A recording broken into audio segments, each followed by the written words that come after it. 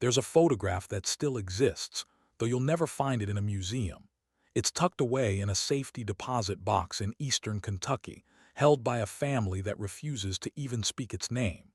The photo shows 7 boys standing in front of a white farmhouse. Their faces are somber, their eyes locked on something just outside the frame. They range in age from 4 to 19. Every one of them and every one of them speaks a language that shouldn't exist. The year was 1947. The place was Harrow County, an isolated stretch of farmland in Appalachia where mail came once a week and doctors didn't visit at all.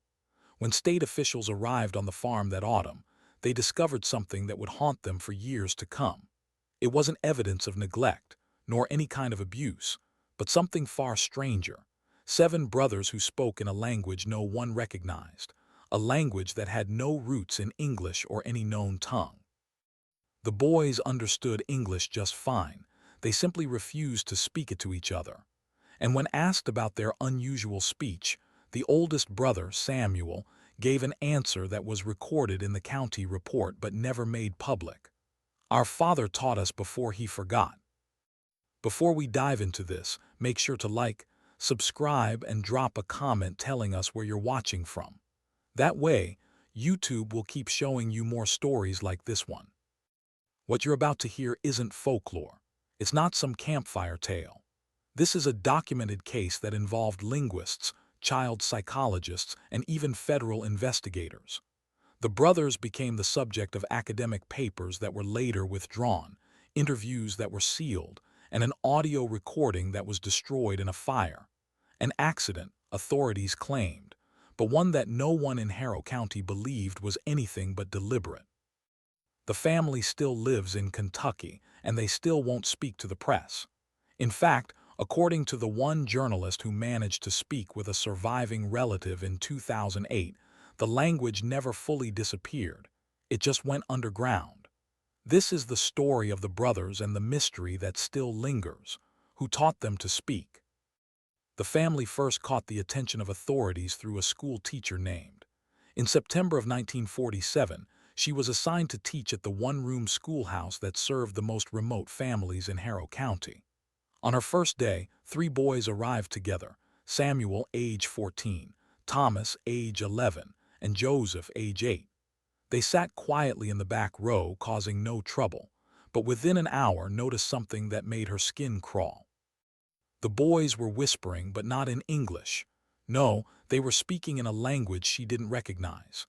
It was guttural, rhythmic, almost melodic at times, with consonants that clicked at the back of the throat and vowels that bent in ways that didn't match any accent or dialect from the region.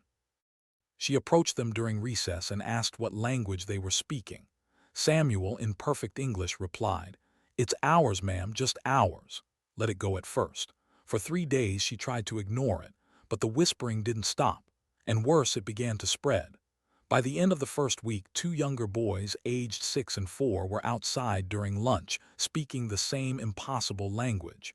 Neither of them had ever been to school before. How had they learned it? When asked why they were there, Thomas simply said, "They wanted to listen." Reported her concerns to the county superintendent, Charles.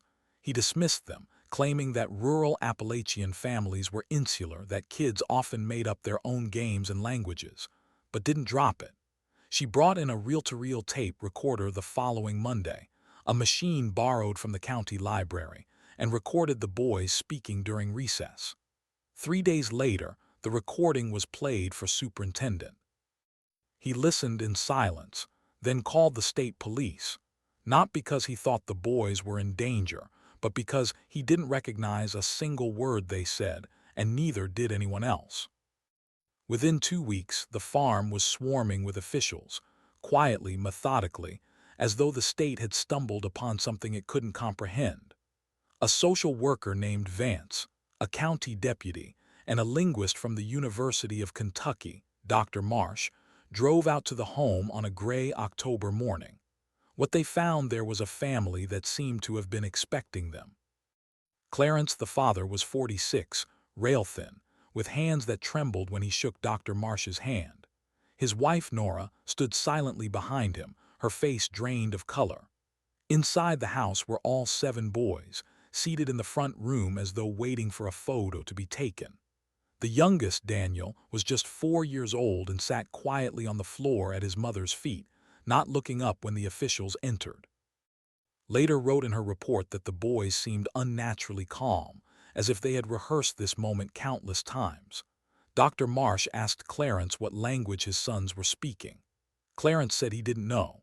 That anyone had taught them a foreign language, no relatives, no traveling preachers, no hired hands. When asked about their European ancestry, Clarence replied, "We've been in Kentucky since 1792. We don't know anything but English." Dr. Marsh then asked Samuel to speak the language. Samuel didn't hesitate. He stood up, looked Dr. Marsh in the eye, and spoke for 30 seconds in a fluid, unbroken stream of words that were structurally complex and entirely unrecognizable. When Samuel finished, Dr. Marsh asked him what he had just said. Samuel translated without emotion. "I told you that you won't understand it because it isn't yours to understand." The room went silent. The other boys didn't react. They didn't smile, fidget, or show any surprise. They just sat there watching. Dr. Marsh asked Samuel where he had learned the language. Samuel replied, "Our father taught us." Clarence's face went pale. He stood up and shouted, "I never taught them a damn thing." Dr. Marsh turned back to Samuel and asked, "Then who did?" Samuel, without missing a beat, looked at his father and said, "You did before you forgot." Clarence was questioned alone 3 days later in a windowless room at the county administrative building. His interview was recorded. What he said remained sealed for 60 years but was eventually released in 2007 under a Freedom of Information Act request. The transcript is 11 pages long. Most of it is Clarence repeating that he didn't teach his sons the language. He didn't know where it came from. He didn't understand why they spoke it. But on page 8, something changed. When Dr. Marsh asked Clarence if he'd ever heard the language before, Clarence hesitated. Then he admitted that he had. When he was a boy, his father, Eli, had been bedridden with a fever, delirious and muttering strange sounds in the dark.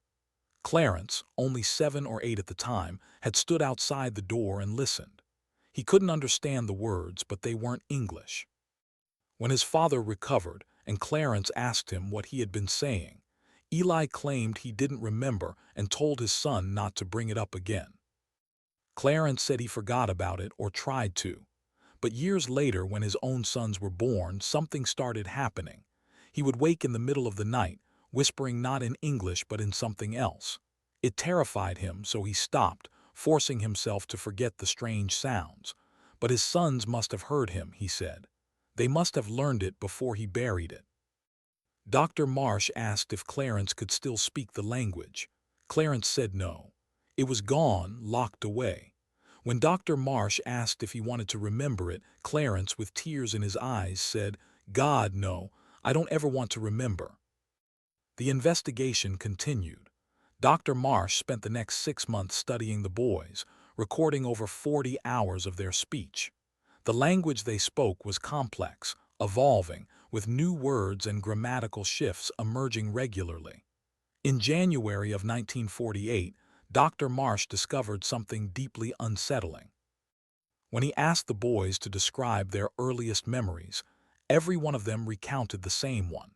Standing in a forest at night, hearing a voice calling to them from the trees, and following it until they reached a clearing where their father stood, younger than they'd ever seen him, speaking words they didn't yet understand but felt they needed to learn. Dr. Marsh consulted with experts from Princeton and the Sorbonne.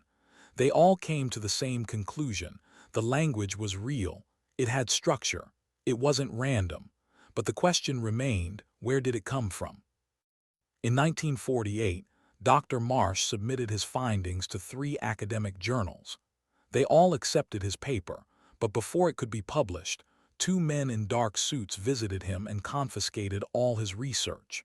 They didn't say which agency they were from, but they told Dr. Marsh his work was classified for national security reasons. He was never to speak of it again. A fire broke out in the Harrow County administrative building in May of 1948, destroying all records related to the win.